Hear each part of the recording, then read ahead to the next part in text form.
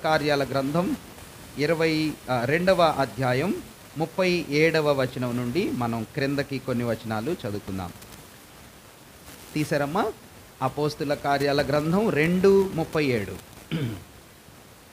వారు ఈ మాట విని హృదయములో నొచ్చుకొని, సహోదరులారా, మేమేమి చేతుమని పేతురును కడమ అపోస్తులను అడుగగా, పేతురు ఇలాగ జవాబు చెప్తున్నాడు. పేతురు, మీరు మారు మనస్సు పొంది పాప క్షమాపణ నిమిత్తము ప్రతివాడు యేసుక్రీస్తు నామమున బాప్తిస్మము పొందుడి, అప్పుడు మీరు పరిశుద్ధాత్మ అను వరము పొందుదురు. ఆఖరి వారం బెరకా ప్రార్థన మందిరంలో మనం కొన్ని విషయాలు క్లుప్తంగా ధ్యానం చేశాం. వాటి కొనసాగింపుగా ఇప్పుడు కొన్ని సంగతులు, బాప్తీసాన్ని గురించినటువంటి కొన్ని అంశాలు మనం గుర్తు చేసుకోవాలని నా మనసులో ప్రేరేపణ ఉంది. ఎందుకంటే 18వ తారీఖున మనం బాప్తీసం ఇస్తాం, కొందరు సహోదరులు తీసుకుంటారు. కానీ వాటిని గురించినటువంటి విషయాలు, వివరాలు భవిష్యత్తులో తీసుకునే వారికైనా, మనకి విశ్వాసులంగా మనం కూడా మన పిల్లలకు చెప్పటానికైనా అవి మనం తెలుసుకోవటం ఎంతైనా అవసరం. చాలా ప్రత్యేకంగా బాప్తీసం ఎవరు తీసుకోవాలి అంటే దానికి కొన్ని అర్హతలు ఉండాలి అనే సత్యాన్ని మనం మర్చిపోకూడదు. బాప్తిస్మం ఎవరికి పడితే వాళ్ళకి ఇవ్వం. ఎందుకని? మీరు ఒక ఉద్యోగానికి అప్లై చేశారనుకోండి, సాఫ్ట్వేర్ ఉద్యోగం, 50,000 రూపాయల ఉద్యోగం మీకు కావాలా? మీరు వెళ్ళి, నేను ఆ ఉద్యోగం చేస్తానండి, మా ఇంట్లో కంప్యూటర్ ఉంది, ఆన్ చేయటం వచ్చు, ఆఫ్ చేయటం వచ్చు, నేను దీనికి అర్హుణ్ణే అంటే ఉద్యోగం ఇస్తారా? ఇవ్వరు కదా. మీకు ఆ ఉద్యోగం చేయాలంటే కొన్ని అర్హతలు ఉంటేనే ఇస్తారు. డాక్టర్ గారు ఎట్లా పడితే అట్లా ఎవరిని పడితే వాళ్ళని ఆపరేషన్ చేస్తారా? పేషెంట్కి కొన్ని కండిషన్స్ ఉండాలి కదా. అట్లాగైతే దేవుని పిల్లలమైన మనము యవ్వన బిడ్డలైనా, సహోదరులైనా, సహోదరులైనా, అయ్యా మాకు కూడా బాప్తీసం ఇవ్వండి అంటే ఇవ్వటానికి లేదు, ఇవ్వకూడదు. మందిరానికి మేము చాలా రోజుల నుంచి వస్తున్నాం కదా, అది కాదు. బాప్తీసం తీసుకోవటానికి అవసరమైన కొన్ని ప్రాథమికమైనటువంటి అర్హతలు దేవుని పిల్లలంగా మన జీవితంలో ఉండాలి. అప్పుడు మాత్రమే బాప్తీసం తీసుకోవటానికి మనం అర్హులమవుతాం, యోగ్యులమవుతాం. అంతేగాని ఎట్లా పడితే అట్లా, ఎవరు పడితే వాళ్ళు బాప్తీసం తీసుకోవాలి, తీసుకోవచ్చు అని దేవుని వాక్యం మనకి బోధించటం లేదు. ఈ సంగతిని మీ మనసులో గుర్తుపెట్టుకోండి. లాస్ట్ వీక్ 2-3 విషయాలు నేను చెప్పాను, అవి మీకు క్లుప్తంగా రీక్యాప్ చేస్తాను, జ్ఞాపకం చేస్తాను.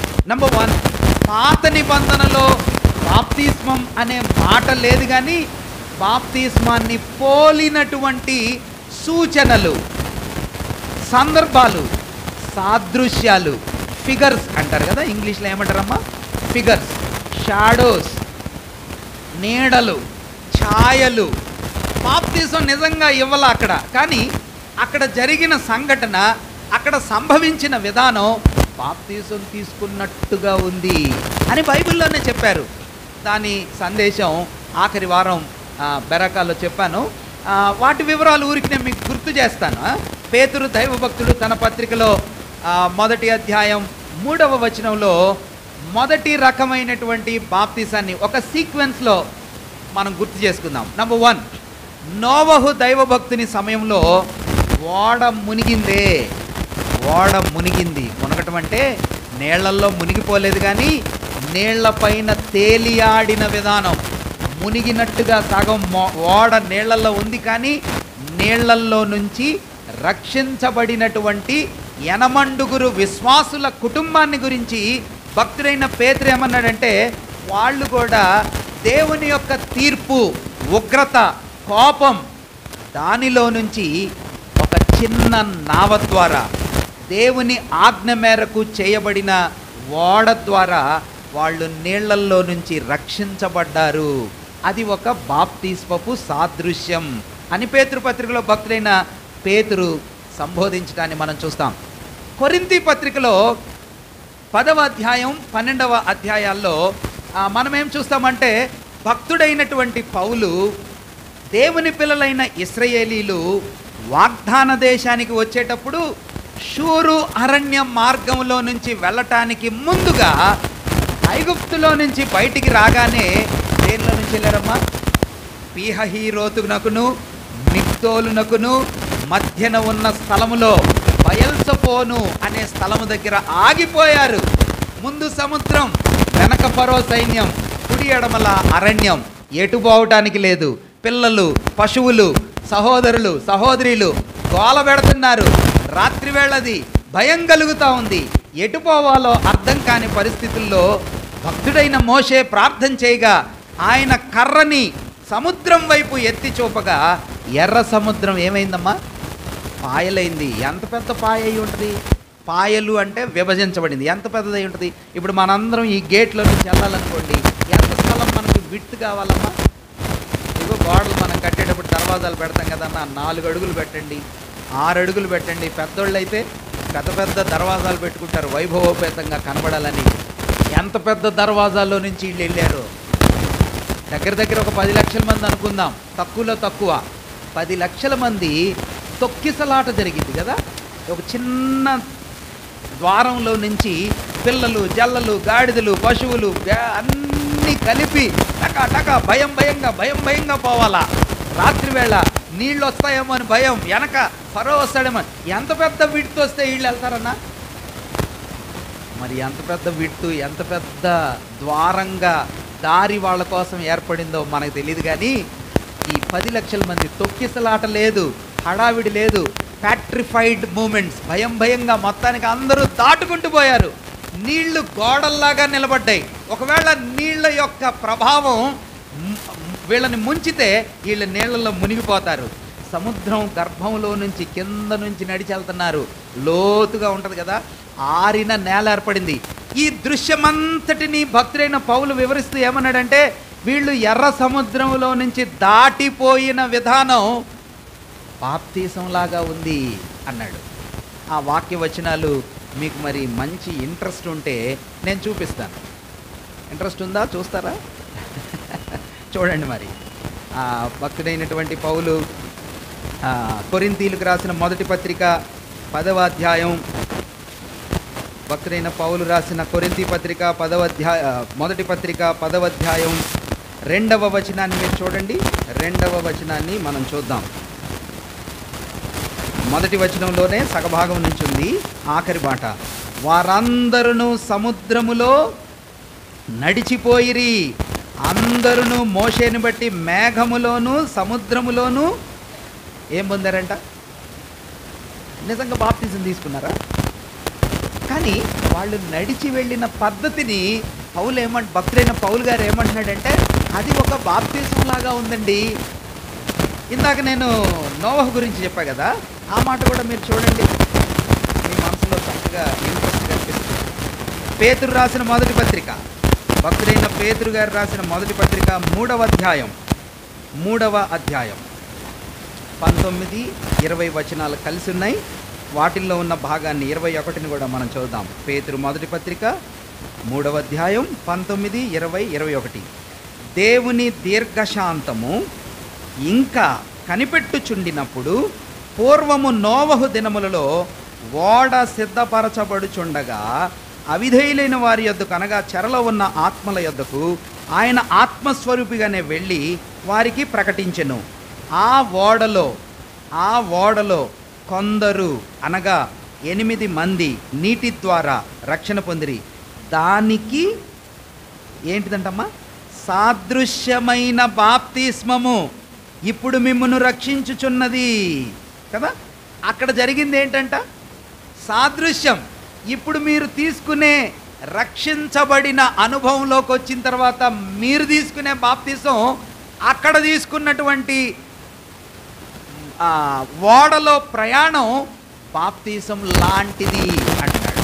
1 నోవహు బాప్తిసం, 2 మోషే బాప్తిసం, 3 వీళ్ళు ఎర్ర సముద్రంలో నుంచి దాటిపోయినట్టుగానే ఇంకొకసారి కూడా దాటిపోయారు కదా. ఎక్కడి నుంచి దాటిపోయారు? Very good, షబాష్. యోర్ధాను నదిలో నుంచి కూడా దాటి వెళ్ళారు. ఒక రకంగా చెప్పాలంటే అది కూడా ఒక బాప్తిస్మము లాంటిదే.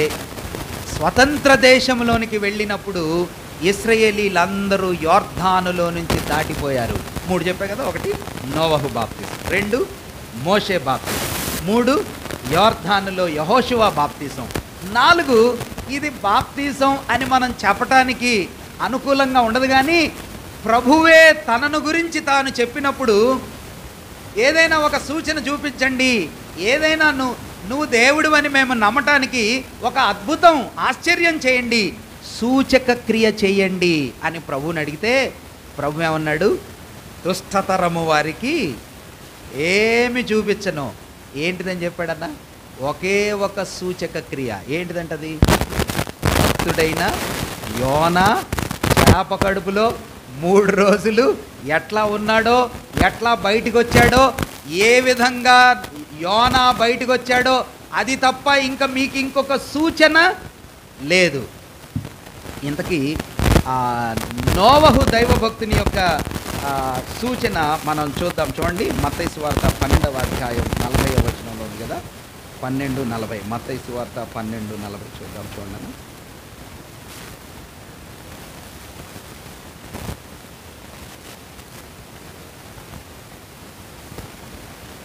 చదవండి అన్న ఎవరండి.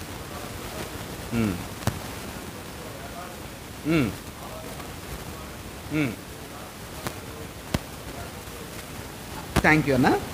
సేమ్ మాటని లూకాసు వార్త 11వ అధ్యాయం 29లో కూడా చెప్పాడు. చూద్దాం, చూడండి. లూకాసు వార్త 11:29. లూకాసు వార్త 11:29. మరియు జనులు గుంపులుగా కూడినప్పుడు ప్రభు ఇలా చెప్పసాగాడు, ఈ తరము వారు దుష్టతరము వారయుండి సూచక క్రియ అడుగుచున్నారు. అయితే యోనాను గూర్చిన సూచక క్రియయే గాని అనుగ్రహించబడదు. యోనా నినివే పట్టణస్థులకు ఎవరంటనా? యోనా ఎలాగు నినివే పట్టణస్థులకు సూచనగా ఉండును, ఎలాగూ సూచనగా ఉండెనో అలాగే మనుష్య కుమారుడును ఈ తరము వారికి సూచనగా ఉండును. అంటే ఏంటిదని అర్థం? యోనా నీళ్లలో పడ్డాడు, చేప మింగింది. 3 రోజుల తర్వాత ఎక్కడికి వెళ్ళాడమ్మా యోనా? ఎక్కడ ఆ చేప తీసుకెళ్ళి కక్కేసింది కదా, నినివే పట్టణంలో కక్కింది. ఇప్పుడు నినివే పట్టణంలో యోనా వీధి వీధికి వెళ్ళి సువార్త చెప్తున్నాడు. ఇప్పుడు నినివే పట్టణస్తులందరూ రాజుగారి దగ్గర నుంచి కింద సర్వెంట్ దాకా గోనె పట్ట కట్టుకొని పశ్చాత్తాపడ్డారు. యోనా మాట వలన వీళ్ళందరూ మారారంటారా? కాదా? ఎందువల్ల మారి? యోనా మాటలో, అంటే యోనా వాక్యంలో, యోనా ప్రకటించిన పద్ధతిలో, యోనా చెప్పిన విధానాన్ని బట్టి వీళ్ళందరూ మారారంటారా? కాదా? దేవుడు మారిస్తే మారారు కరెక్టే. కానీ ఏం జరిగింది అంటే, యోనా అంత ప్రేమగా అయితే చెప్పుండడు యోనా, నేను అనుకోవటం. ఎందుకంటే అసలు యోనా కాళ్ళకి సువార్త చెప్పాలని ఇంట్రెస్ట్ లేదు. ఏదో దేవుడు చెప్పమన్నాడు కాబట్టి మనలాగా ఒక డ్యూటీ లాగా చేశాడు.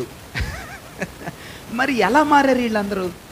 అక్కడ దేవుని వాక్యమైన యోనా నినివే పట్టణస్థులకు ఎలాగూ సూచనగా ఉండెనో.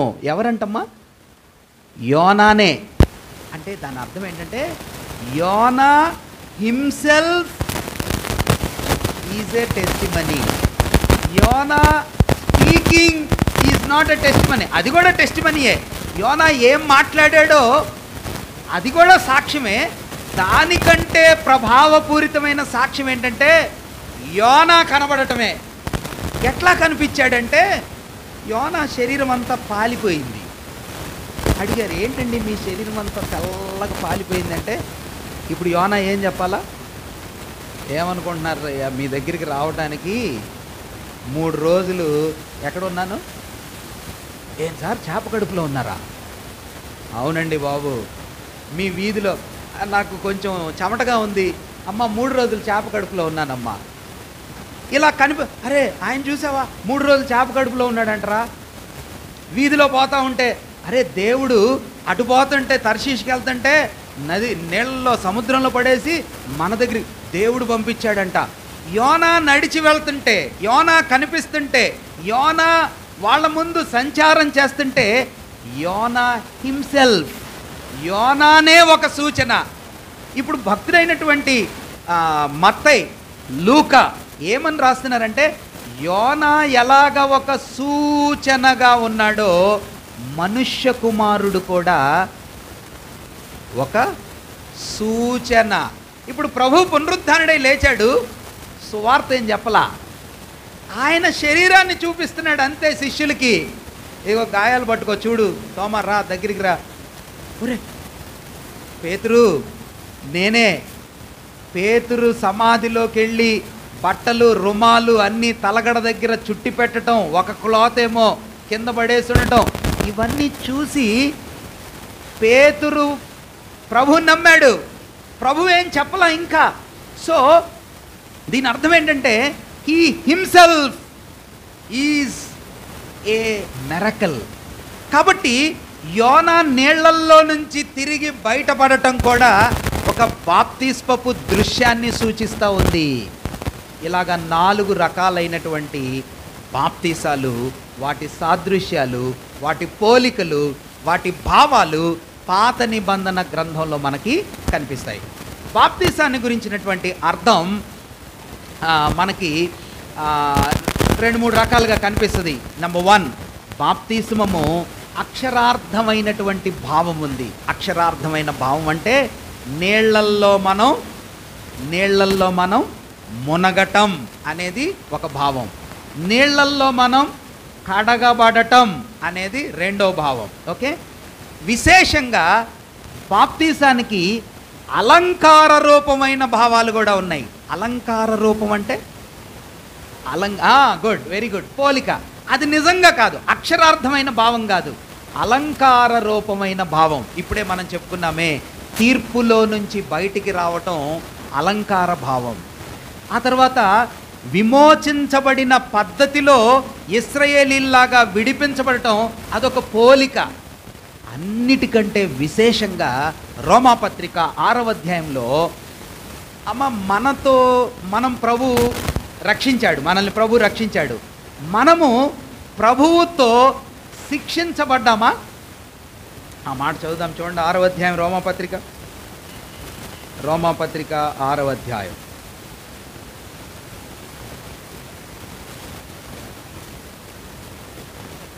అన్న 3వ వచనం చదువుతారా? ఎవరిలోనికంటమ్మా? క్రీస్తు యేసులోనికి. రోమాపత్రిక 6:3. క్రీస్తు యేసులోనికి బాప్తిస్మము పొందిన మనం అందరము 4వ వచనంలో కూడా అంటున్నాడు, తండ్రి మహిమ వలన ఎలాగ లేపబడినో అలాగే నూతన జీవము పొందిన వారమై నడుచుకొనినట్లు.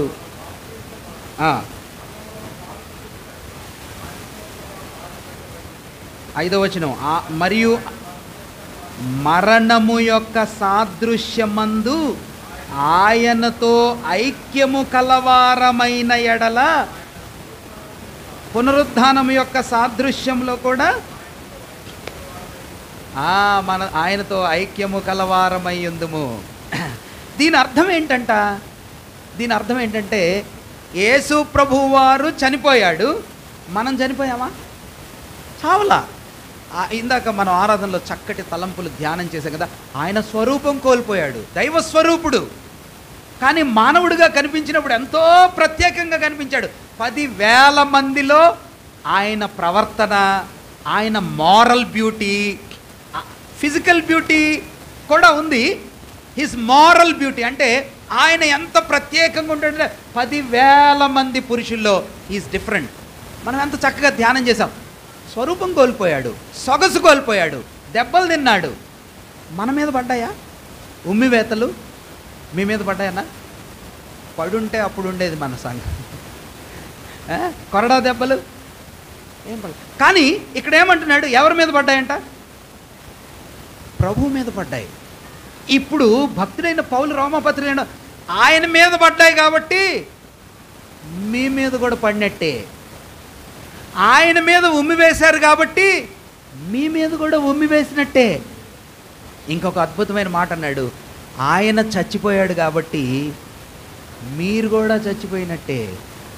నిజానికి మనం చావలా, దాహం అని అడగలా, సిలువ మీద ఎండలో అల్లాడలా. కానీ భక్తుడైన పౌలు అదొక సాదృశ్యం. It's a figure, it's a parallel line, it's in that fashion. భక్తుడైన పౌలు ఏమంటున్నాడంటే, మన ప్రభువు చనిపోయాడు కాబట్టి మనం కూడా చనిపోయాం. ఆయన మరణములోనికి మనము ఐక్యమయ్యాం. ఇది బాప్తిసములో ఉన్న ఒక అలంకార భావం. నీళ్లల్లో మునుగుతున్నాం, కరెక్టే. దాని రియల్ మీనింగ్ ఏంటిది అంటే, మనం ప్రభుతో పాటు చచ్చిపోయాం. సమాధిలో నుంచి ప్రభు లేచాడు అని మనం విశ్వసిస్తే, బాప్తీసంలో మనం బయటికి వచ్చేటప్పుడు మనం కూడా ప్రభుతో పాటుగా బయటికి లేచాం, నూతన జన్మలోకి వచ్చాం కదమ్మా.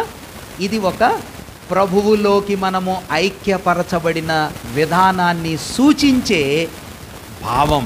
రెండవది, సంఘంలోకి కూడా జత చేయబడటం అనే భావాన్ని కూడా అలంకార భావంలో చెప్పాడు.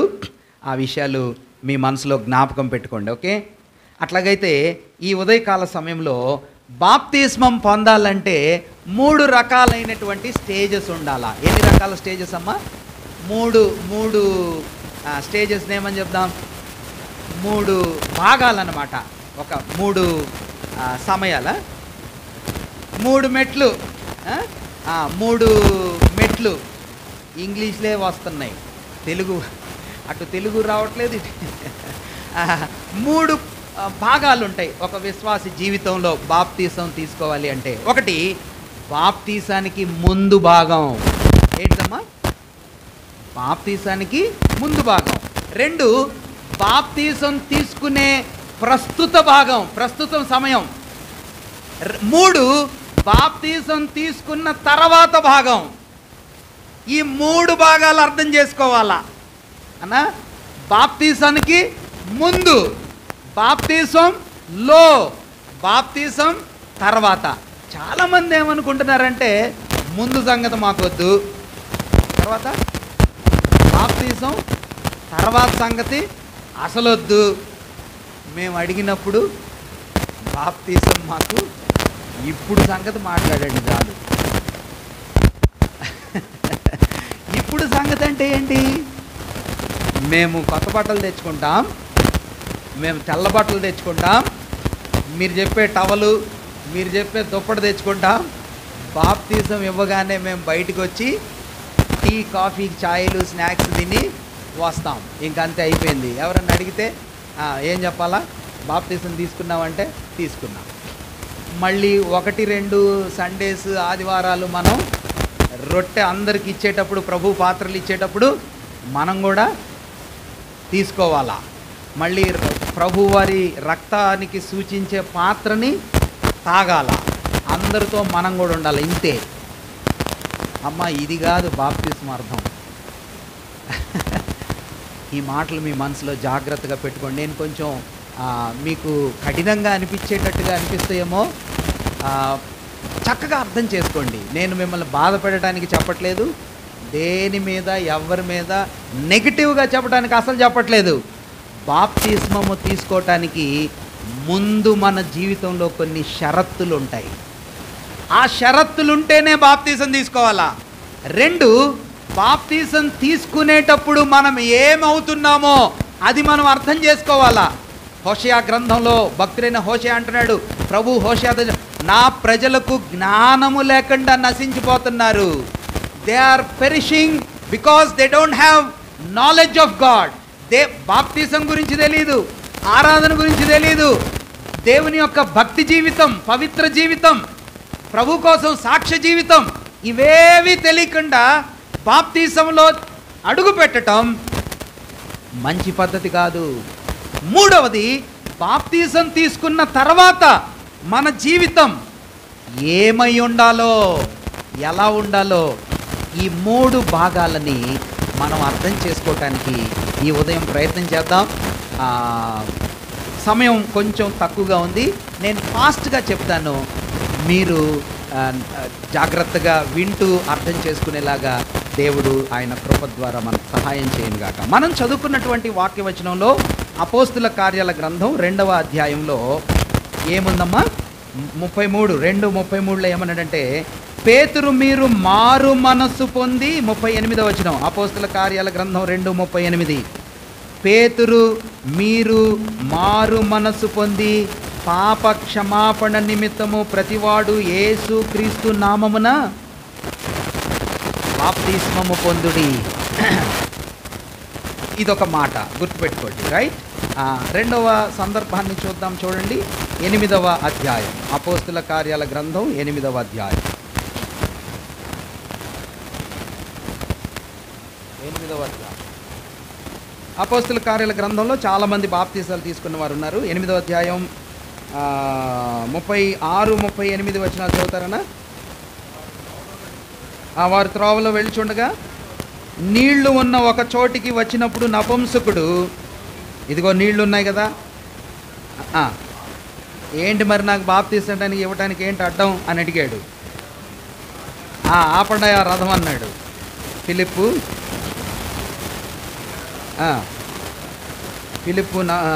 ఎస్,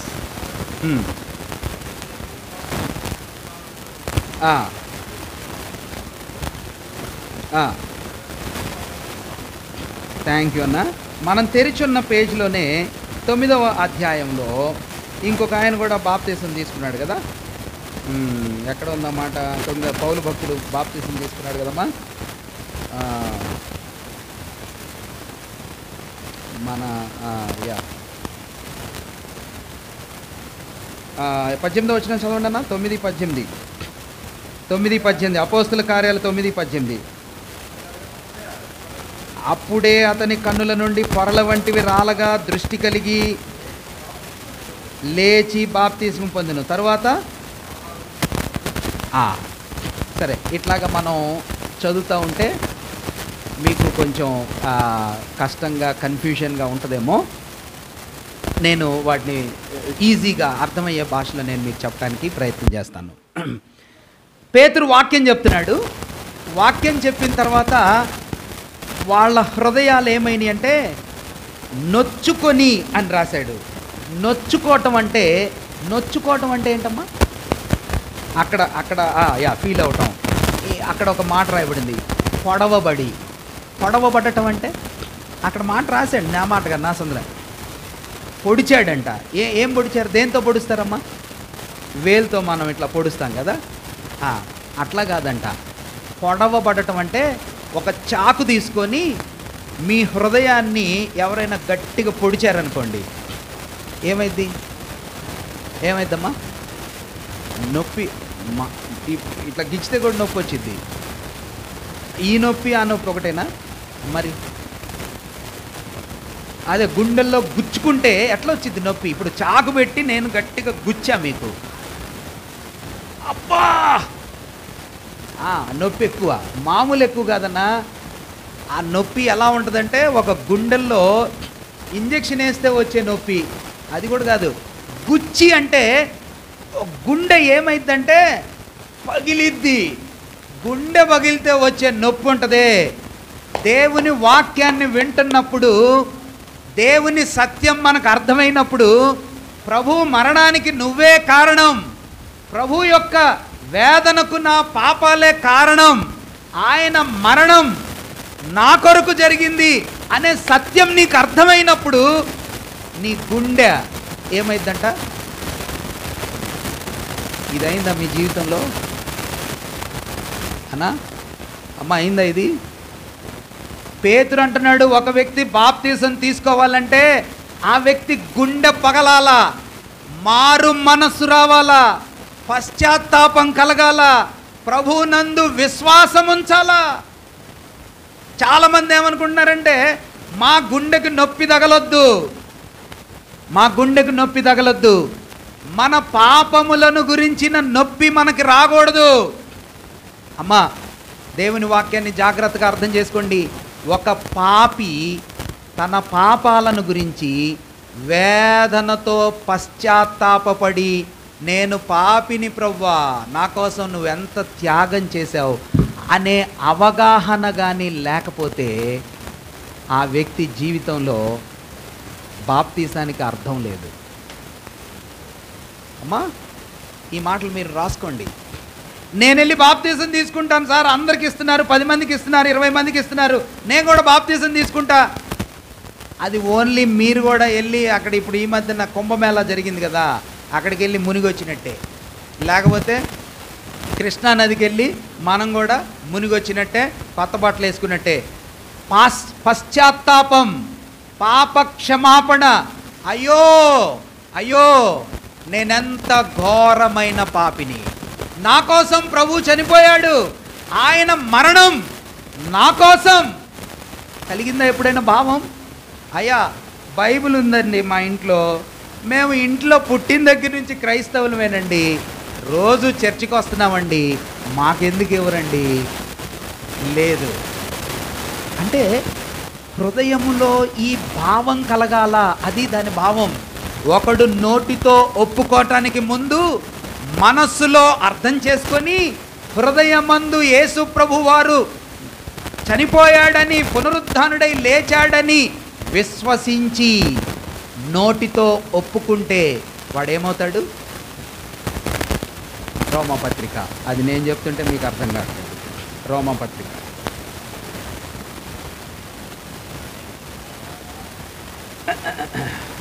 10వ అధ్యాయం, రోమపత్రిక 10వ అధ్యాయం చాలా వచనాలు మనం చదవాలి. 6వ వచనం నుండి మనం కిందకి చదువుదాం. రోమపత్రిక 10:6. అయితే విశ్వాస మూలముగా కలిగే నీతి ఇలాగ చెప్తుంది.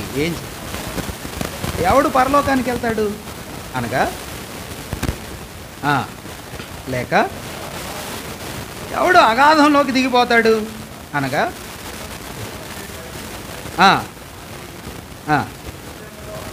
నీ హృదయంలో అనుకొనవద్దు, అదేమని చెప్పుచున్నది, వాక్యము నీ యొద్దను, నీ నోటను, నీ హృదయములోను ఉన్నది, అది మేము ప్రకటించు విశ్వాస వాక్యమే. అదేమనగా, యేసు ప్రభువని నీ నోటితో ఒప్పుకొని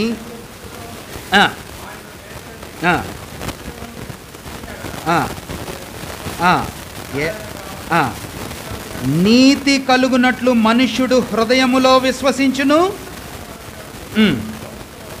థ్యాంక్ యూ అన్న, చాలా చక్కగా చదివాడు. అమ్మ, ఏముంది ఇక్కడ?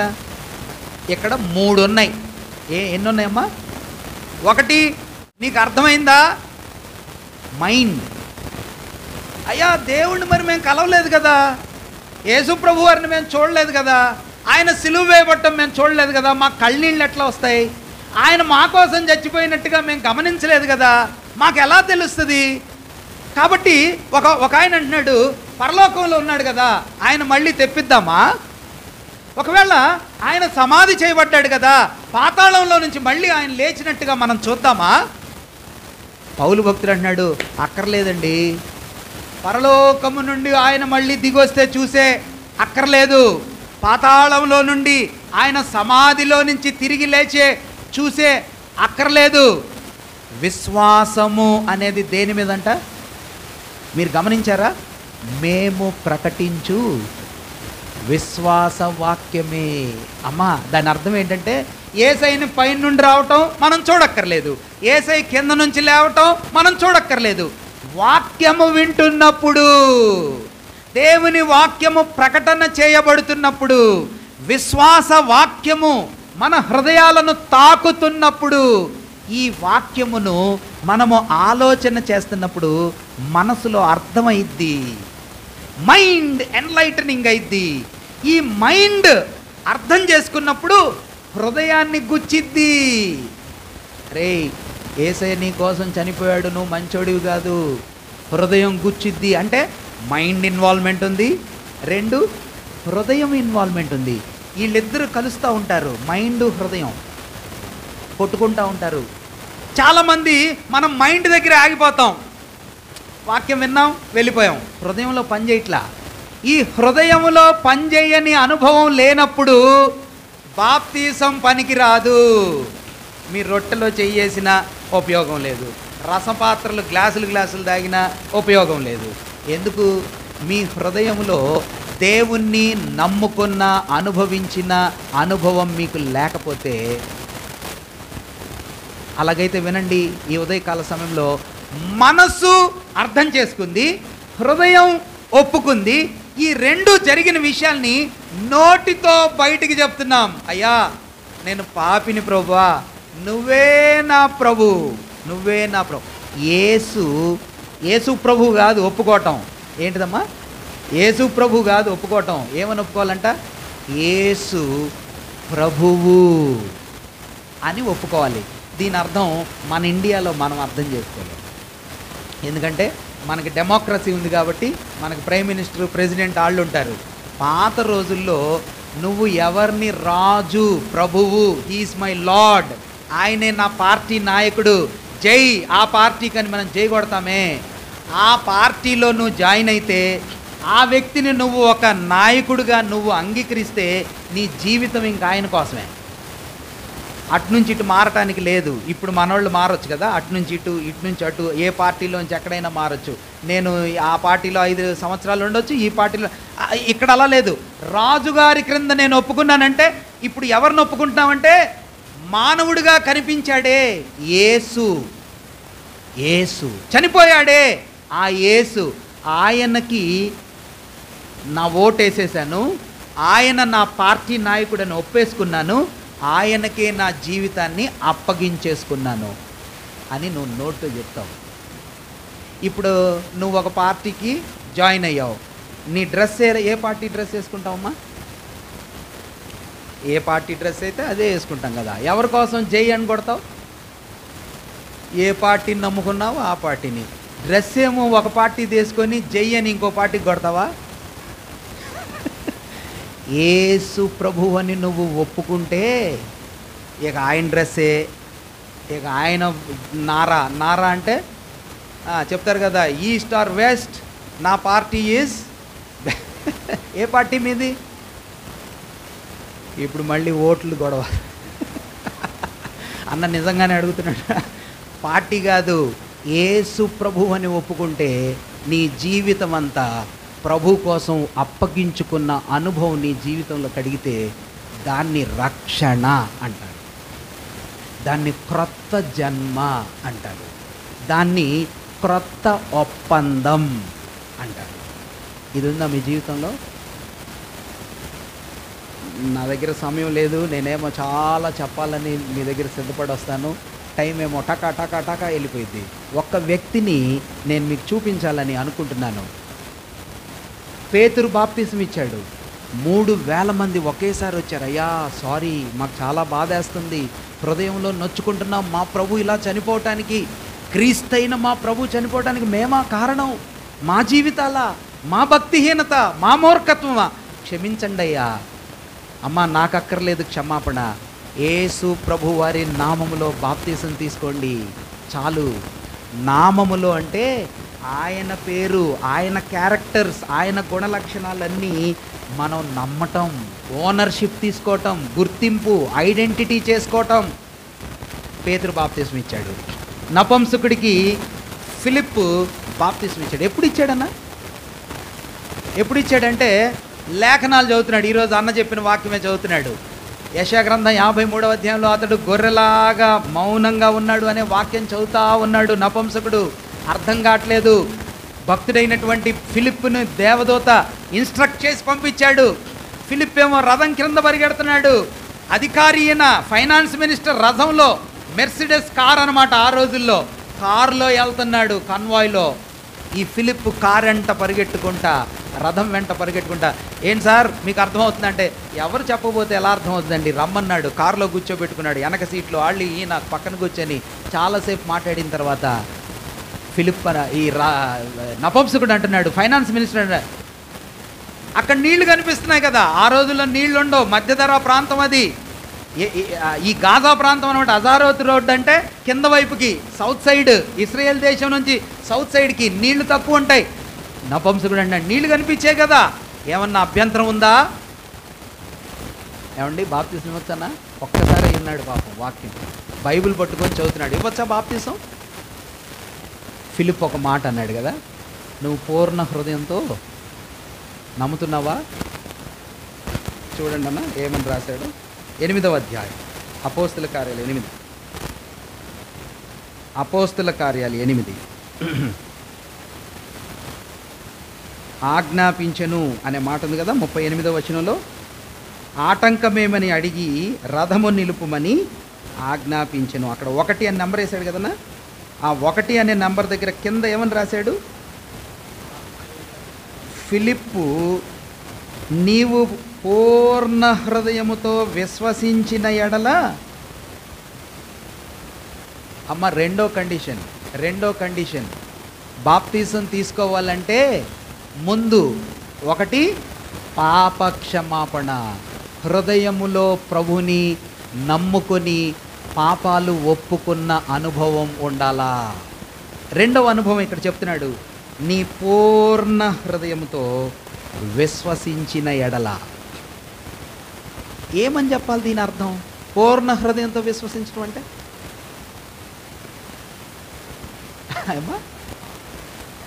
అంటే మనం నమ్ముతాం కానీ సగమే నమ్ముతాం. ఏంటిది సగం నమ్మేది? అవునమ్మా, దాని భావాలు అదే. ఫిలిప్పు ఈ నపుంసకుడికి లేకపోతే ఈ ఫైనాన్స్ మినిస్టర్కి చెప్పే మాటలు ఏంటంటే, ఏమండి నీకు బాప్తీసం ఇస్తాను కానీ నీ విశ్వాసం ఫుల్లుగుందా? ఈయన ఏ దేశస్తుడు? ఏ దేశస్తుడు అన్న ఈయన ఫైనాన్స్ మినిస్టర్? ఇథియోపియా దేశస్తుడు. ఇథియోపియా దేశంలో ఏం నమ్ముతారు? ఇథియోపియా దేశంలో చాతబడులు నమ్ముతారు, ఈ రోజుకి నమ్ముతారు. ఇథియోపియా దేశంలో భయంకరమైనటువంటి మూఢ నమ్మకాలు ఉన్నాయి. పిల్లి ఎదురొస్తే ఎల్లరు. ఎవరు? ఇథియోపియా దేశం. మనం కూడా అంతే. మనది ఆఫ్రికా కంట్రీ వాళ్ళే సేమ్, ఒకటే దగ్గరగా ఉంటాయి నమ్మకాలన్నీ. నల్లవి చీకటి అలవాట్లు. అసలు మీకు చెప్తే ఆశ్చర్యపోతారు. బొల్లి తెలుసమ్మా? బొల్లి వ్యాధి అంటారు కదా, బొల్లి. ఏమంటారు దాన్ని ఇంగ్లీష్లో? సోరియాసిస్ అంటారు కదా. ఇట్లా అక్కడ అందరు నల్లగా ఉంటారు కదా, ఆఫ్రికాలో అందరు నల్లగా ఉంటారు. కొందరికి రేరెస్ట్ ఆఫ్ ద రేర్ అంటే 1,00,000లో 1-2 ఆ బొల్లి వ్యాధి ఉంటుంది, తెల్లగా ఉండే వ్యాధి ఉంటుంది. ఆఫ్రికా వాళ్ళు ఏం నమ్ముతారు తెలుసా? మీరు చెప్తే ఆశ్చర్యపోతారు, చాలా భయంకరం, విషాదం. ఆ బొల్లి వ్యాధి వచ్చిన వ్యక్తి చెయ్యి తీసి నరికి, లేకపోతే వేళ్ళు నరికి దాన్ని చూర్ణం చేసి తాగితేనో ఎవరికైనా ఇస్తేనో వాళ్ళు కోటీశ్వర్లు అవుతారని నమ్ముతారు వాళ్ళు. తెలుసా మీకు? ఇది నిజం. డిస్కవరీ ఛానల్స్, ఎన్జీసీ ఛానల్స్లో పెద్ద డాక్యుమెంటరీస్ ఉన్నాయి దాని గురించి, వాళ్ళ మూఢనమ్మకాల గురించి. చిన్న పిల్లల్ని కొందరు క్రూరులు చాలా విడ్డూరంగా పట్టుకుంటారు. పిల్లలకి తెలియదు కదా, వాళ్ళ చేతులు కట్ చేసిన వాళ్ళ డాక్యుమెంటరీస్, టెస్టిమనీస్ ఎన్జీసీలో చూపిస్తూ ఉంటాడు. ఇప్పుడు ఫిలిప్ అడుగుతున్నాడు, యేసయ్య నీ కోసం చనిపోయాడని, గొర్రెలాగా చనిపోయాడని నువ్వు నమ్ముతున్నావు, కరెక్టేలే, ఫుల్గా నమ్ముతున్నావా అన్నా? ఇంకా సగమే నమ్ముతున్నావా? చర్చికి వచ్చినప్పుడేమో ఆరాధన పాత్రలో చెయ్యి, చర్చి నుంచి బయటికి వెళ్ళిన తర్వాత ఇంకా నా నోటితో చెప్పకూడదు అవి. చర్చిలోనేమో ప్రభువా స్తోత్రం, వందనాలయ్యా, కృతజ్ఞతలయ్యా, ఆరాధనలయ్యా, నువ్వేనయ్యా అంతా, అయ్యా నేను మట్టయ్యా. బయటికి వెళ్ళిన తర్వాత అన్న వీటిల్లో కూడా కొంచెం పవర్ ఉంటుందన్న, జాగ్రత్త పడాలా. సంపూర్ణమైన మార్పు హృదయంలో జరగాల. అయితే ఒక్క ఉదాహరణ నేను మీకు చూపించాలి, అది నెగిటివ్ ఉదాహరణ. అది చూపిస్తే బాప్తీసానికి ముందు ఉండవలసినటువంటి క్రైటీరియా ఏంటో మీకు బాగా అర్థమైంది. మనం తెరిచున్న పేజీలోనే అపోస్తుల కార్యాలు 8వ అధ్యాయం మనం తెరిచి ఉన్న పేజీలోనే అపోస్తుల కార్యాల గ్రంథం 8వ అధ్యాయం 10వ వచనం నుంచి మనం చదువుదామా? 10వ వచనం నుంచి 12 వరకు చదవాలి.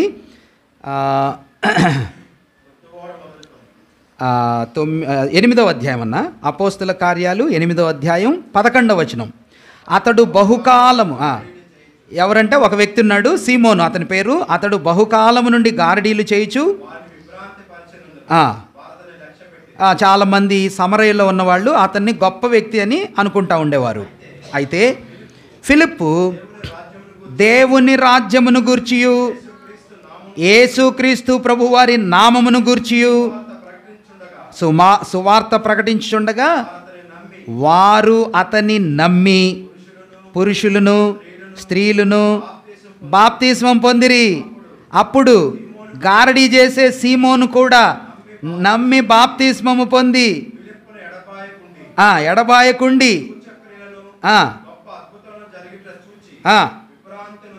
థ్యాంక్ యూ అన్న. ఆ తర్వాత ఏం జరిగిందంటే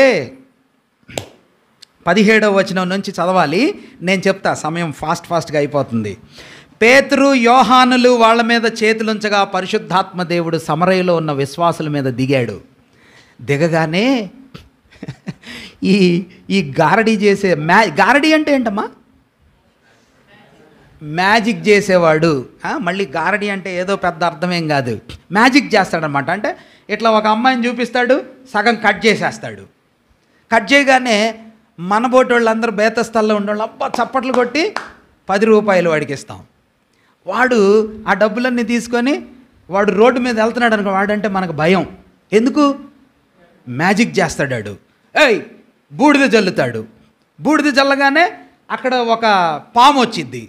పాము రాగానే అబ్బా ఈడు భలే శక్తి ఉందిరా, అమ్మో అరే వాడి దగ్గర చాలా పవర్ ఉంది. గారడి, మ్యాజిషియన్, మ్యాజిక్ చేస్తాడు. ఈడు ప్రభువుని నమ్ముకున్నాడు. ఆశ్చర్యమైన విషయం కదా. నమ్ముకోవటమే కాదండి, బాప్తిసం కూడా తీసుకున్నాడు. బాప్తిసం తీసుకోవటమే కాదు, సేవకుడైన ఫిలిప్పు సువార్తకి వెళ్తే ఫిలిప్ వెంట వెళ్తాడు. సభల్లో వాక్యం చెప్తుంటే కింద ఉంటాడు, బాటిల్ ఇస్తాడు.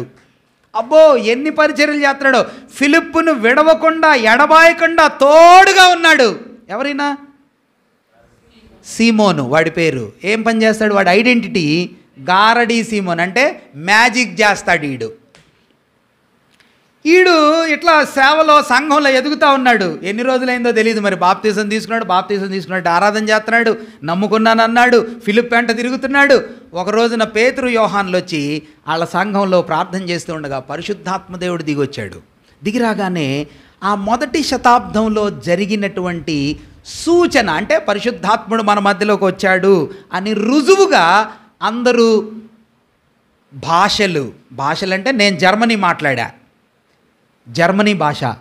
ఇప్పుడు అన్న సౌదీ అరేబియా నుంచి వచ్చాడు ఉదాహరణకి. నేను ఎప్పుడు పోలా మరి సౌదీ అరేబియాకి నేను ఎప్పుడు వెళ్ళలా. కానీ నేను వాళ్ళ భాషలో నేను మాట్లాడాను అనుకోండి, హిందీలో, లేకపోతే వాళ్ళ సౌదీ అరేబియా ఏం భాష అన్నా మీది, అరబిక్ భాషలో నేను ఇప్పుడు వాక్యం చెప్తున్నా. అన్న ఫస్ట్ టైం వచ్చాడు, నేను అరబిక్ భాషలో వాక్యం చెప్తుంటే అన్న ఏమనుకుంటాడు? ఒరే ఏంటి అరబిక్లో మాట్లాడదు? నాకు అర్థమవుతుంది, ఆయనకి అర్థమవుతుంది. నన్ను వచ్చి అడిగాడు, అన్న మీరు అరబిక్ ఎప్పుడు నేర్చుకున్నాడు? నాకు రాదన్న. ఇప్పుడు నాకు ఆశ్చర్యమైన విషయం ఏంటంటే అరబిక్ భాష నాకు రాదు, నేను నేర్చుకోలేదు, నా శక్తి చేత నేను మాట్లాడలేదు, ఇది దేవుని యొక్క కార్యం అని ఫస్ట్ నాకు అర్థమైద్ది. 2 వినేవాళ్ళకి అర్థమైద్ది. ఇది భాష, టంగ్ కాదు. మదర్ టంగ్ అంటే నీ మాతృభాష ఏంటి, టంగ్ అంటే నాలుక కాదు. కాబట్టి ఇలా పరిశుద్ధాత్ముడే వచ్చాడు, ఆయనే చేస్తున్నాడు, ఆయనే ఈ జ్ఞానం ఇచ్చి తెలియని ఎరుగని మనం ఎప్పుడు నేర్చుకొని క్రొత్త భాషలు మాట్లాడేటట్టుగా చేస్తున్నాడు. అంటే దాని అర్థం ఏంటంటే పరిశుద్ధాత్ముడు వచ్చాడు, అది రుజువు. ఆ రుజువుల కోసం వస్తుంటే ఈ గారడీ మ్యాజిక్ చేసేవాడు చూస్తున్నాడు, ఈడేంటి ఈ అక్కేంటి తమిళ్లో మాట్లాడుతుంది, ఈ అన్నేంటి అరబిక్లో మాట్లాడుతున్నాడు, ఆ అన్నేంటి పర్షియాలో మాట్లాడుతున్నాడు. ఇది చూసి వీడేమన్నాడు తెలుసా? వీడి దగ్గర డబ్బులు ఉంటాయి బాగా. ఎందుకని? మ్యాజిక్లు చేస్తే చెప్పా కదా అందరు డబ్బులు ఇస్తారు. ఈ డబ్బులు తీశాడు. డబ్బులు తీసి పేతురు దగ్గరికి వచ్చాడు. పేతురు దగ్గరికి వచ్చి, సార్ ఇదిగో ఎంత అవుతాయి అన్నాడు. దేనికి రా అంటే పేతురు, అదే మీరు చేస్తున్నారు కదా మ్యాజిక్, ఆ మ్యాజిక్ చేసే టెక్నిక్ పవరు నాకు కూడా రావాలా, దానికి ఎంత అవుతాయి అంటున్నాడు. అమ్మ పేతురు ఏమన్నాడు తెలుసా? చదవండి, ఆ మాట చదవండి. పేతురు ఏమన్నాడు? 8వ అధ్యాయం 20వ వచనం. 8:20 అపోస్తల కార్యాలు 8:20. అందుకు పేతురు, నువ్వు డబ్బులిచ్చి దేవుని వరము సంపాదించుకొందునని తలంచుకొనినందున నీ వెండి నీతో కూడా నశించునుగాక. ఏంటిదంటమ్మా?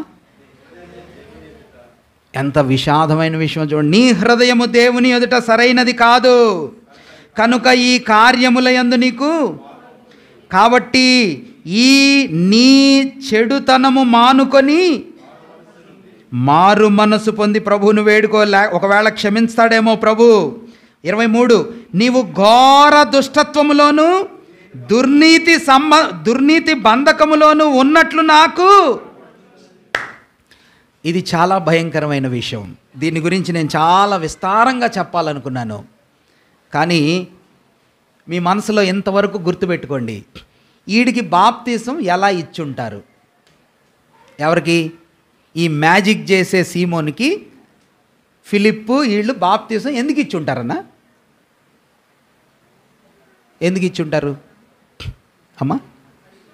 అడిగాడు, కరెక్టే. ఇప్పుడు వీళ్ళు ఇవ్వాల. పేతురు ఏమన్నాడు అక్కడ అడిగినప్పుడు? మీరు ఫిలిప్ అన్నాడు, నువ్వు పూర్ణ హృదయంతో నమ్ముతున్నావా? నమ్మాడు, ఇచ్చాడు. అక్కడేమన్నాడు పేతురు? మారు మనసు పొందారా, పశ్చాత్తాపడ్డారా, విశ్వాసం ఉంచారా, ఇదైతేనే ఇస్తానన్నాడు. 3000 మందికి ఇచ్చాడు. మరి ఇలాంటి గొప్ప దైవ సేవకులు, దైవ వరం ఉన్నోళ్ళు, లోపలేంటో చూడగలిగిన వాళ్ళు, అననీయ సప్పీరా పాపం చేస్తే ఎంతకైనా నువ్వు అమ్మింది అని గుర్తుపట్టాడు. ఫిలిప్పు ఇక్కడ ఈ గారడీ వాడికి, మ్యాజిషియన్కి ఎందుకు బాప్తీసం ఇచ్చి ఉంటాడు?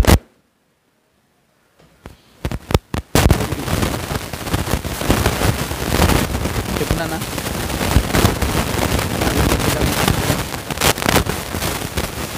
వీడు భలే నటించాడు. ఏంటి వీడెంత నటించాడంటే, మిగిలిన వాళ్ళందరూ బాప్తీసం తీసుకున్నారు కదా, వాళ్ళు ఎలా ఉంటున్నారో వీడు చూశాడు. ఫిలిప్పు ఎలా ఉంటున్నాడో వీడు చూశాడు. వాళ్ళు ఎలా ప్రార్థన చేస్తున్నారో పదాలు నేర్చుకున్నాడు. వాళ్ళు ఎలా నడుచుకుంటున్నారో వీడు చూశాడు. వినండి, హృదయంలో మార్పు లేదు కానీ ప్రవర్తనలో వీడు మారినట్టుగా కనిపించాడు. అందుకని దీన్ని ఏమంటారంటే, మనకు అర్థమయ్యే భాషలో ఏమంటారమ్మా? కరెక్ట్, సింపుల్ వర్డ్, వేషధారణ. రక్షణ లేదు, విశ్వాసం లేదు, నిజమైనటువంటి భక్తి లేదు, దేవుడంటే హృదయములో నమ్మకం లేదు, అనుభవం లేదు. వీడు అందరిలాగా క్రైస్తవ పదాలు, క్రైస్తవ మాటలు, క్రైస్తవ పాటలు, క్రైస్తవ భక్తి బయటికి చూపిస్తున్నాడు. ఫిలిప్ అనుకున్నాడు, నమ్మాడు. పేతురు వాడి తర్వాత బిహేవియర్ని చూసి అంటున్నాడు, నువ్వు ఇంకా దుష్టత్వంలోనే ఉన్నావు, నీలో మార్పు లేదు, అసలు నిన్ను దేవుడు క్షమిస్తాడో లేదో కూడా నాకు తెలీదు, నువ్వే అప్పుడు వాడేమన్నాడు తెలుసా? ఏమన్నాడన్నా? పేతురు అన్నాడు, నీ భయంకరమైన దుష్టత్వంలో ఉన్నట్టుగా ఉన్నావు, ప్రభుని అడుక్కో, ప్రార్థన చెయ్యి, ఒకవేళ దేవుడు క్షమిస్తే క్షమిస్తాడు, ఇక దేవుడి చిత్తం అది అన్నట్టుగా పేతురు చెప్తే వాడేమన్నాడన్నా? గుడ్ నాన్న. ఏమన్నాడు? సార్ నాకు తెలియదు కానీ మీరే చేయండి సార్ అంటే. వీడికి నిజంగా ఇట్స్ వెరీ సీరియస్ మ్యాటర్. ఏంటి సీరియస్ మ్యాటర్? వీడికి ప్రార్థన రాదు. అంటే ఫస్ట్ నమ్ముకున్నప్పుడు వీడు ప్రార్థన చేయలా, ప్రభువా నేను పాపిని అన్లాయుడు, ఐఎమ్ సారీ లార్డ్, నువ్వు నా కోసం చచ్చిపోయావు, వీడు ప్రార్థన చేయలా. పశ్చాత్తాప ప్రార్థన వీడికి తెలీదు. దేవుణ్ణి నమ్మితే, ఈయన్ని అడిగితే ఇది ఇస్తాడని వీడికి నమ్మకం లేదు. వీడు అంటున్నాడు, ఎప్పుడైతే ఒక విశ్వాసి నువ్వు చేస్తే నాకు జరిగిద్దని నమ్ముతాడో ఆ వ్యక్తి విశ్వాసం ఇంకా గట్టిగా లేనట్టే. అంటే మనందరం ఒకరికొకరు చేసుకోవాలి, మళ్ళీ అట్లా అనుకోవాకండి. అన్న దగ్గరికి వచ్చి నేను ప్రార్థన అది కాదు భావం. మనం ఒకరికొకరు, నేను కూడా బోల్డ్ మంది చెప్తాను, మీకు ఫోన్ చేసిన అన్న నా కోసం ప్రార్థన చేయడం చెప్తాను నేను. That's not the matter. Real thing, నిజమైన విశ్వాసం ఏంటంటే అన్న చేస్తే నాకైతే మన పని మనం చేసుకుందాం అనుకునే వాళ్ళు ఉంటారే. It's not real. వీడు ఏం చూసి నమ్మాడు మీరు చెప్తారా? చాలాసేపు మనం మాట్లాడుకోవాలి, చర్చించాలి, అప్పుడే ఇవి అర్థమవుతాయి. 5 నిమిషాల్లో అర్థం కావు. వీడేం చూసి నమ్మాడంటే ఫిలిప్పు చేసే అద్భుతాలు చూసి నమ్మాడు. వీడు కూడా మ్యాజిషియన్ కదా, అందుకని ఫిలిప్పు చేసే అద్భుతాలు చూసి నమ్మాడు. ఓ ఇలా అద్భుతాలు భలే ఉన్నాయిరా, అయితే మనం కూడా బాప్తీసం తీసుకుంటే ఇలా ఉండొచ్చు అనమాట. కానీ వీడికి కొన్ని రోజులు అయిన తర్వాత అర్థమైంది ఎంతకంటే ఇంకొంచెం పవర్ ఎక్కువ ఉన్నట్టు. కాబట్టి డబ్బులు ఇస్తే ఇంకొంచెం పవర్ వచ్చిద్ది అనమాట. డబ్బులతో రక్షించబడటం, కానుకలతో రక్షించబడటం, అయ్యగారి మీద విశ్వాసం ఉంచి రక్షించబడటం, ఇవన్నీ నిజమైన రక్షణ అనుభవాలు కాదు. సింపుల్గా నేను ఇలా చెప్పాలనుకుంటున్నాను, మీ విశ్వాసంలో మార్పు రావాలా, అప్పుడే మీరు రక్షించబడినప్పుడు. 2, మీ విధానంలో మార్పు రావాలా, అప్పుడే మీరు రక్షించబడినట్టు. 3, మీ విధేయత జీవితంలో మార్పు రావాలా. వా అనే మాట మీద ఈజీగా గుర్తుంటాయని చెప్పాను. ఏంటమ్మా? మీ విశ్వాసంలో, విశ్వాసం అంటే మీరేమేమి నమ్మారో ఇప్పుడు దాకా. చర్చికి వెళ్తే చాలు సార్ మాకు అన్నీ అయిపోతాయి, సాగర్ మాత దగ్గరికి వెళ్తే చాలు సార్ మాకు అన్నీ అయిపోతాయి, ఫలానా కొండెక్కితే చాలు సార్ మాకు అన్నీ అయిపోతాయి, అడిగితే ఇస్తాడు అని నమ్మారు కదా ఇప్పుడు దాకా. అదంతా పోవాలా. మరేమని నమ్మాలా? యేసయ్య నా కోసం చనిపోయాడు, నా పాపాలు క్షమించగలిగిన రక్షకుడు. నమ్మారా? ఆయన లేచాడు, నన్ను పరలోకానికి తీసుకెళ్తాడు. ఈ లోకం శాశ్వతం కాదు, చనిపోతే నిత్య జీవం ఉంది, ఆయన నన్ను అక్కడికి తీసుకెళ్తాడు. నమ్మారా? మీ నమ్మికలో మార్పు వచ్చింది. తెసలోనికే పత్రికలో వాళ్ళ విశ్వాసం వేరు, కొరింథీ పత్రికలో వాళ్ళ సిటీలో విశ్వాసం, ఎఫ్ఎస్సి పత్రికలో వాళ్ళ నమ్మకాలు వేరు. వాళ్ళ అర్థమీ దేవుని నమ్ముతారు, జాతకాలు నమ్ముతారు. ఆ జాతకాల పుస్తకాలన్నీ తెచ్చి 50,000 రూపాయల పుస్తకాలు పౌలు ముందు పెట్టి నిప్పంటించారు. మీ ఇంట్లో ఇంకా ఎన్ని ఫోటోలు, ఇంకా ఎన్ని నిప్పంటించవలసిన విషయాలు ఇంకా ఎన్ని ఉన్నాయి. అది కూడా నమ్ముతాం, ఇది కూడా నమ్ముతాం. కాదండి, అది రక్షణ కాదు. ఈ ఉదయకాల సమయంలో ప్రభువునందు విశ్వాసం ఉంచితే మీ విశ్వాసపు అనుభవాలు పూర్వము అన్నీ అవుట్, మారిపోవాలి. విశ్వాసంలో మార్పు రావాలి. 2, విధానం అంటే జీవితంలో మార్పు రావాలా. మన దగ్గర ప్రభువుని నమ్ముకున్నాడు ఒక ఆయన. ప్రభువుని నమ్ముకోకముందు రైల్వే ట్రాక్ మీద తాగుబోతోళ్ళ మధ్యలో కూర్చునేవాడు. ప్రభువుని నమ్ముకున్నాడు, చర్చికి వచ్చేవాడు. సాయంత్రాలు కలవటానికి వెళ్తే మళ్ళీ ఎక్కడ ఉంటాడు? మళ్ళీ అక్కడే ఉంటాడు. చాలా రోజుల తర్వాత మానేశాడు. ఇప్పుడు ఎక్కడున్నాడు? మారిందా జీవితం? తాగుబోతోళ్ళ మధ్యలో అప్పుడు కూర్చునేవాడివి, ఇప్పుడు అప్పుడేమో నువ్వు కాకి, ఇప్పుడు నువ్వు హంస, ఇప్పుడు నువ్వు తెల్లటి పక్షి. అప్పుడు కాకిలాగా చెత్తంతా తినేవాడివి, ఇప్పుడు గుట్కాలు, సిగరెట్లు, అన్నీ చెత్త చెదారం, పాపం. అన్న ఇవన్నీ పురుషులకే కాదమ్మా, స్త్రీలకి, సహోదరులకు కూడా. అంటే గుట్కాలు తింటాం, సిగరెట్లు తింటాం వాళ్ళ వరకే అనుకుంటున్నారేమో. నిన్న ఒక డాక్టర్ గారు వచ్చాడు వాక్యం చెప్పడానికి, జాన్ డేవిడ్ గారు. చెప్తూ అంటున్నాడు, పేషెంట్లు వస్తే ఇట్లా అడుగుతారంట, ఏమండి మీరు స్మోక్ చేస్తారా, మీరు తాగుడు సారాయి అలవాటు ఉందా అని అడుగుతారంట పేషెంట్స్ని అని చెప్తూ అంటున్నాడు, అమ్మాయి ఓన్లీ పురుషుల్ని అడుగుతాం అనుకుంటున్నారా, అందరిని అడుగుతామన్నాడు. అంటే అదిగోండి మెడికల్ టీం ఉన్నారు కదా, వాళ్ళకి తెలుసు, అందరిని అడుగుతారు. జీవితంలో మార్పు రావాలా. యూట్యూబ్లు చెడ్డయి, అపవిత్రమైన చేంజ్ రావాలా. చేంజ్ లేకపోతే, మార్పు లేకపోతే అసలు రక్షణే లేనట్టు. చెత్త సినిమాలు చూస్తారు, ఆరాధనలో చేయేస్తారు, పిచ్చి పిచ్చి పనులన్నీ, బూతులు, నోరు మారలా. నేను ఎప్పుడు చెప్తా ఉంటా, ఒక ఆయన బాప్తీసం తీసుకునేటప్పుడు, మా చిన్నప్పుడు ఇమ్మానుయేల్ గారు వీళ్ళు చెప్పేవాళ్ళు, దైవ సేవకులు, ఒక ఆయనకి బాప్తీసం ఇవ్వడానికి ముంచారంట. ముంచితే ఆయన ఏం చేశాడంట, 2 వేళ్ళు పైకి పెట్టాడు. ఎంతమ్మా, 2 వేళ్ళు పైకి పెట్టాడంట. బాప్తీసం ఇచ్చి ఆయన గట్టిగా ముంచుతుంటే చెయ్యి పైకి పెడుతున్నాడు.